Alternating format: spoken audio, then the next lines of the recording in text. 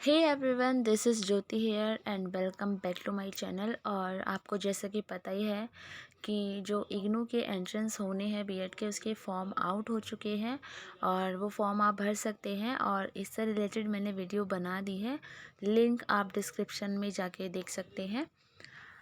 Okay, तो आज हम जो बात करने वाले हैं आज की वीडियो में, वो हमारी है इग्नू का जो बीएड का सिलेबस है उसके बारे में। तो इसको आपको समझने की बहुत ज़रूरत है क्योंकि बहुत कंफ्यूजिंग सा रहता है थोड़ा सा इसका सिलेबस। तो आप इस वीडियो को पूरा देखना ताकि आपको सिलेबस जो है वो ठीक से समझ आ जाए। पहले मैं आपको बता दूँ कि इसमें जो टोटल क्वेश्चंस होते हैं वो 100 होते हैं। ठीक है, 100 होते हैं। एक क्वेश्चन का 1 मार्क्स होता है, यानी कि टोटल 100 क्वेश्चंस हैं आपके और 100 ही मार्क्स होते हैं।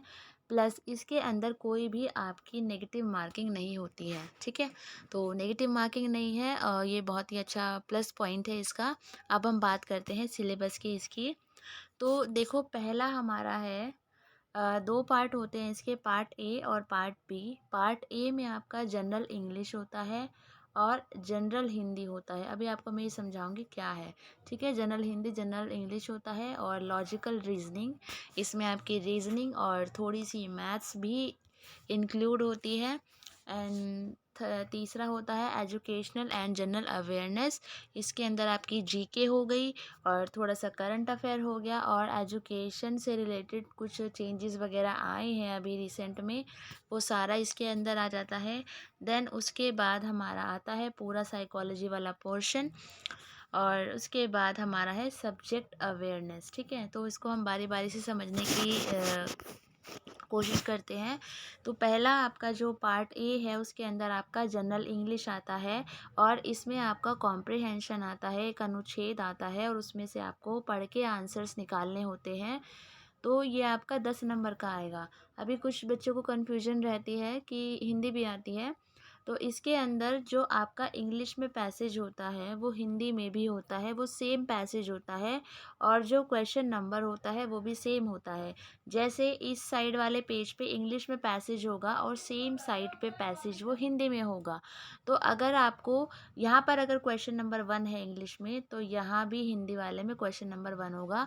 तो आपको जैसे भी कंफर्टेबल है, अगर आप इंग्लिश का पैसेज पढ़ के आंसर जल्दी फाइंड आउट कर सकते हो तो आप इंग्लिश का सॉल्व कर सकते हो। अगर आप हिंदी को पढ़ के जल्दी फाइंड आउट कर सकते हो आंसर, तो हिंदी का कर सकते हो।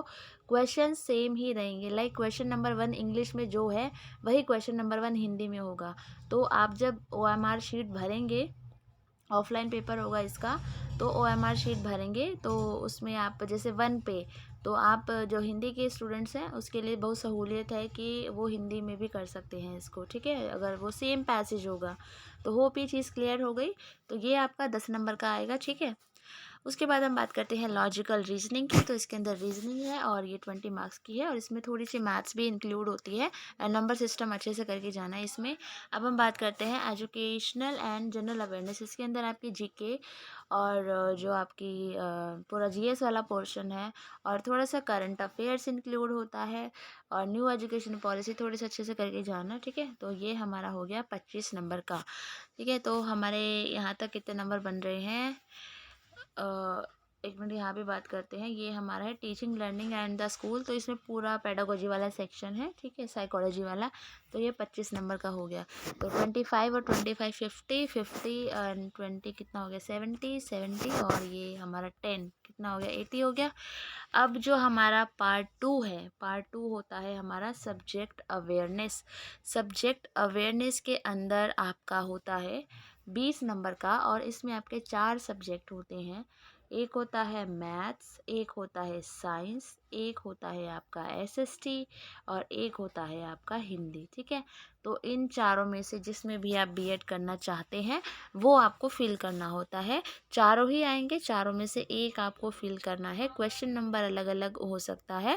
ठीक है, तो आप हिंदी के हैं तो हिंदी करेंगे, मैथ्स के हैं तो मैथ्स करेंगे।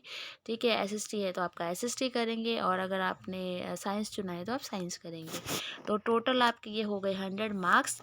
PDF के लिए आप लोग टेलीग्राम से जाके इसको डाउनलोड कर सकते हैं PDF को। होप आपको सिलेबस अच्छे से समझ आया होगा। स्टिल कोई कन्फ्यूजन है तो आप लोग मुझसे कमेंट सेक्शन में कमेंट करके पूछ सकते हैं। Thank you.